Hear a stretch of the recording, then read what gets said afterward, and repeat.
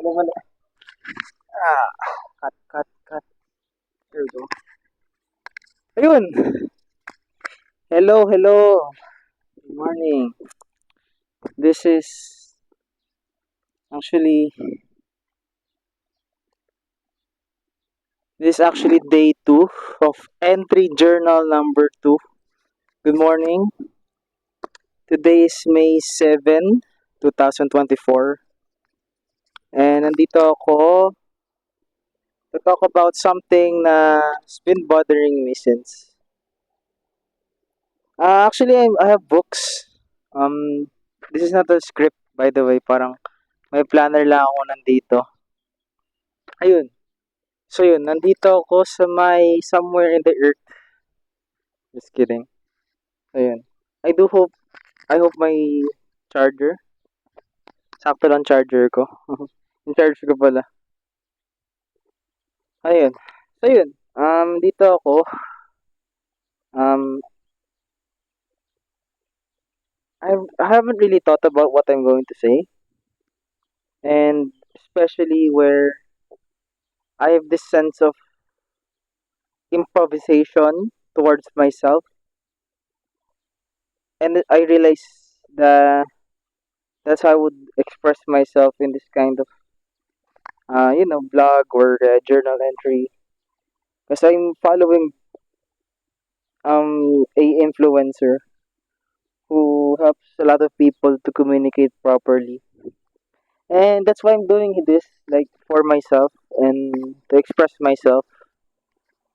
You know what they say, that if I talk to myself the way how I talk to my friends, would they still be my friends? You know what I mean? Ayun, like, I guess this helps me a lot to clear things off my head, and also to have sense of clarity within me. No judgments, no criticism, no, not having to seek opinion of others or advice of others, but rather that I can come with terms with something that I've been dealing with for the rest of my lives, for the rest of my life, is that isolation, pride, uh, ego, and most especially how I would portray myself to someone, and clearly that I want to do this once a week, because I'm going to be very busy, or it's just that I have to set my priorities. It's not like it's just a part-time hobby slash journaling slash, you know, because in my house there's a lot of distractions, and I want to have some sort of peace of mind. Ayun, and I'm here today to discuss about what's been going on in my head for the past few days, past week rather, and is that how I would,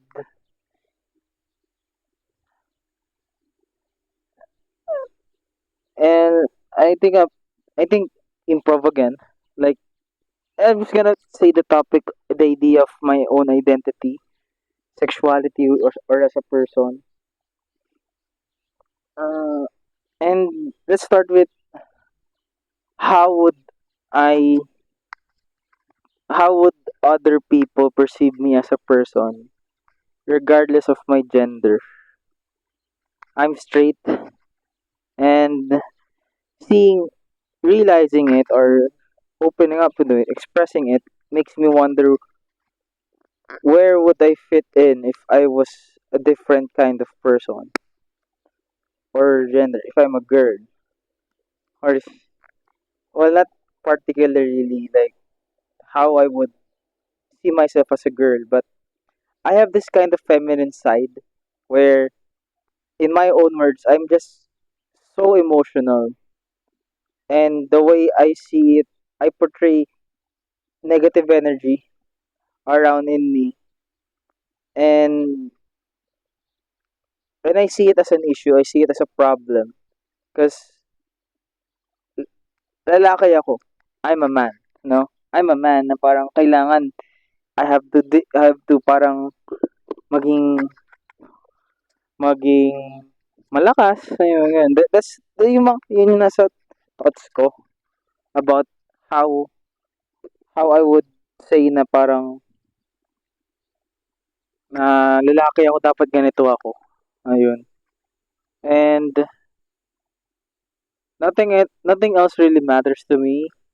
And I think right now parang nasa isip ko na parang I have to do something about it because sooner or later na-realize ko lang na you always have there's no one or nothing can help you besides yourself.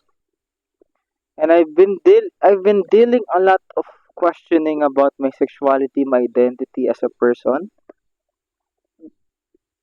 And yes, clearly, like, uh, I'm just gonna adapt to the idea that I have fear failure. So if I failed something or failed someone, I would always blame myself. I would always see na okay, I said something, then I kinda say what needs to be said, but deep down I truly take it personally as a person. And s- realizing it right now makes me kinda be sad, malungkot. Kasi um, ah, na parang kailangan, I don't take things too personally. Ayun. Or kaya kapag kailangan kong mag, mag, I always portray a persona of victim mindset. Or kaya parang, ayun. And as, seeing it to be clearly as an obstacle for me not to be myself because I've been struggling for the past years on how to be myself and not knowing na not really not reflecting. So if I made a mistake, if I made something, for if I take something for na parang I feel pag meron akong ginawa na hindi ko kayang panindigan, I would just feel with overwhelming feeling of regret, remorse, sadness, mixed emotions. So that's my problem. It's my problem. And clearly each and every one of us, I don't know in my own experience, not to the extent that I personally experience it myself, but like what they say, that di ka nag-iisa, you're not alone in this world. The good news is that you're not alone. The bad news is there's a lot of challenges that I have to face. But the good news is hindi ka nag-iisa. And thinking of it right now na parang okay, hindi ako nag-iisa. Then how would I express myself by also being myself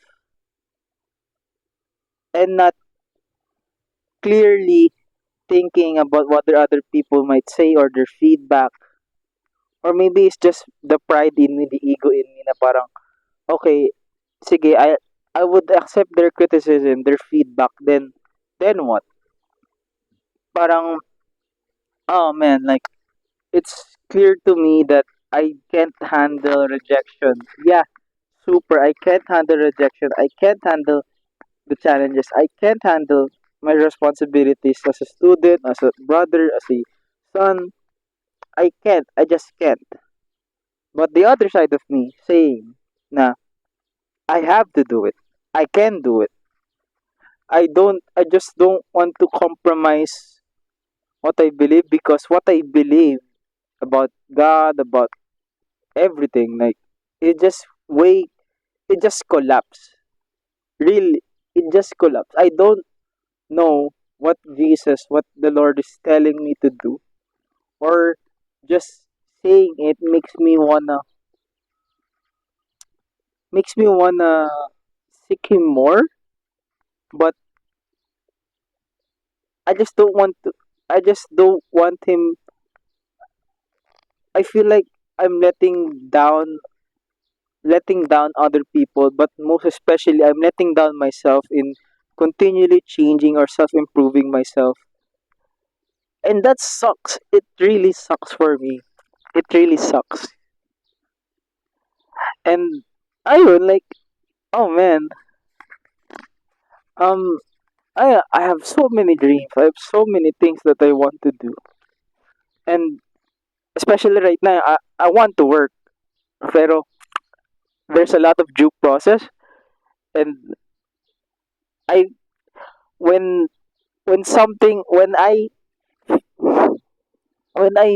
found out that I have to do this and that, I kind of regret it. Like, inisip ko, dapat pala hindi ko ginastos yung pera, dapat pala ganito, dapat pala ganyan. What if? There's always some what ifs. And hindi ko na lang isip, sige, paano ako magkaroon ng ganito? Paano, para lang ma-achieve ko tong ganito? Hindi ako ganun eh. Hindi, or kaya, I have to really change on how I think of myself, how I think of dealing with situations, problem, issues within me. And it's really something na talagang ang madali sa umpisang isipin pero there's no action, there's no follow through na kaya kong magawa. Alam mo yun? Alam niyo guys? And that's why I'm doing this. I think that's the purpose of this, making this video na talagang I have really to post this to YouTube kasi, like, ah, even though na parang talagang wala lang, parang I have to post this to YouTube just to people see, like parang, self-improvement and shit. Parang gano'n, like, uh, actually, this is kind of a breakthrough for me. It's my second day of not, like, masturbating or having to pop up my semen. But I controlled it, but I think it doesn't count on the second day of how I self improve. And also deleted my Facebook, my Instagram. I only have YouTube with educational videos. And I also need to balance out or to sum out my screen time. Kasi yun nga, like, actually, I have books here. So, I want to make 2 hours of reading books and take down notes or highlight it even though, ayun nga. So, that's the thing na gusto kong ma-realize ko sa sarili ko na it's okay. And, ayun, parang na-realize ko lang that it's okay not to be okay. Cliche thing, no? And that's the thing, like, mental health. Actually, ayun, happy mental health month, everybody. So this is May is a mental health month, and especially na parang ayun, like, and I think this is a turning point or starting point where I would just, and I eto pa, like, just like I said earlier, that I just improved.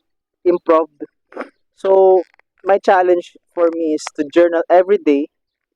Then I have to read it before I make this, like, video next week, next Tuesday. And actually, I'm planning right now because, like, they say that they don't say your plans, or else you would, not do it anyway. So, but here's the thing, like, there's a sense of ego.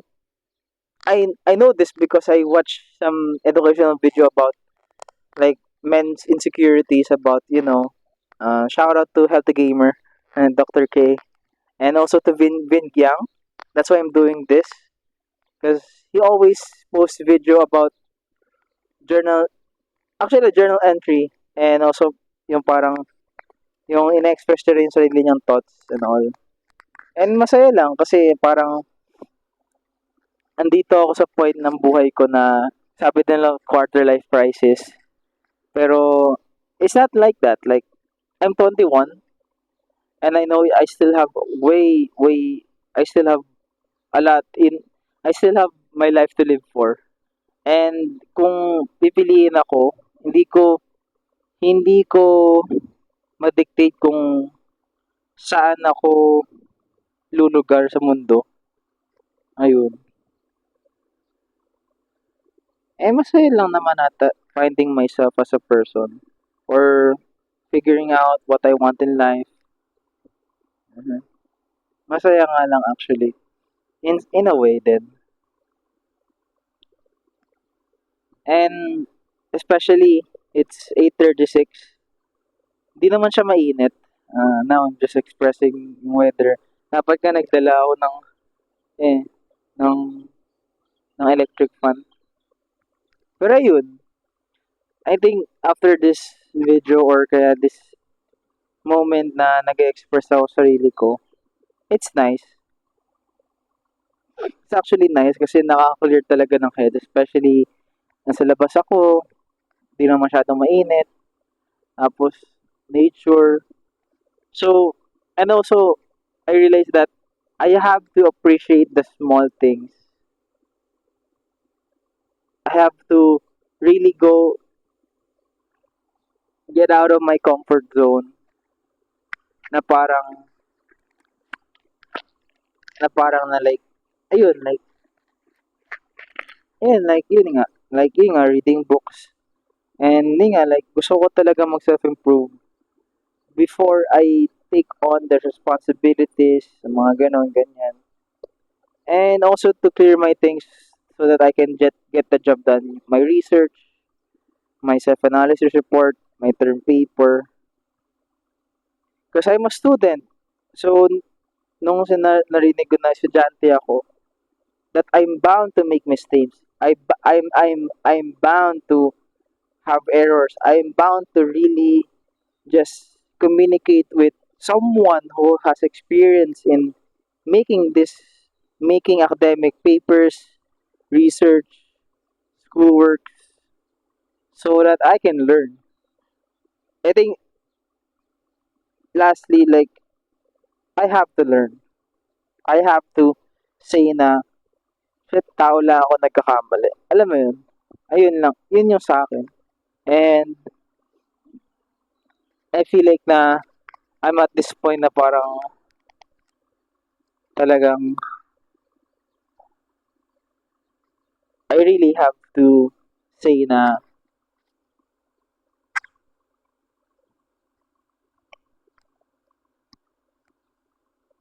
I have to change. I have to take some form of discipline and motivation and truly believe that I can do it.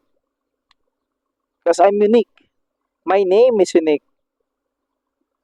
My family, though it's not perfect, but I have a family. I have, I would, I will have something to live for. I want something to live for. I can live that for for me to sub for me to know what I want to live for, if that makes sense. And right now, like, I really want to improve. I really want to say na this is me. All right, I'm bound to make mistakes. I want change within me. So in the long run, if I see the changes within me, then people would notice. But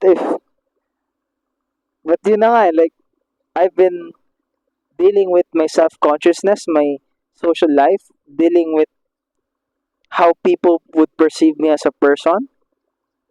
But no, I wouldn't say na no more of that shit, no more of this and that. But apparently, people will always say things regardless of what you did, what you do. The good, the bad, the nice, the naughty. And it's tiring in the long run to think of it. Pero yun nga, like, I wouldn't say na fuck them. Pero yun nga, like, ang hirap lang. And sometimes in life, things will not always get what I want. And I can't really please everyone. But I can also say that I have to love myself, to please myself, to reward myself, to take the time to be patient with myself, and don't be hard on yourself. Alam mo yun? Yun yung sa akin. And, and it's very nice to say na right now, that I can be sure that I can be okay every day because I got myself. Again, my name is Najin San Jose, a third year psych major student here living in this earth, thinking about how can I be the change for the world to see. Again, signing off. Peace.